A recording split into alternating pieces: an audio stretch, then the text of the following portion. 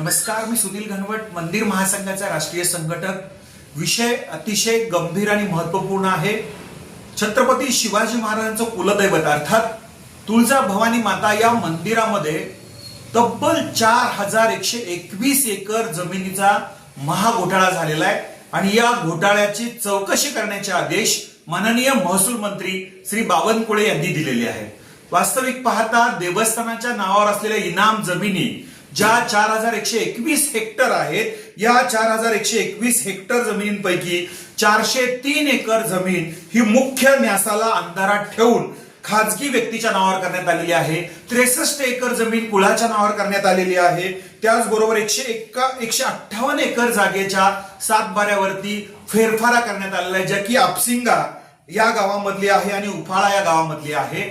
एकंदरीतच या जमिनीमध्ये प्रचंड प्रमाणात घोटाळा झालेला ही माहिती महाराष्ट्र मंदिर महासंघाने माननीय महसूल मंत्र्यांना दिल्यानंतर तत्काळ त्यांनी या चौकशीचे आदेश दिलेले आहेत माननीय जिल्हाधिकारी धाराशिव यांना. वास्तविक पाहता ज्या अधिकाऱ्यांनी हे सगळं केलेलं त्या अधिकाऱ्यांवरती कारवाई झाली पाहिजे.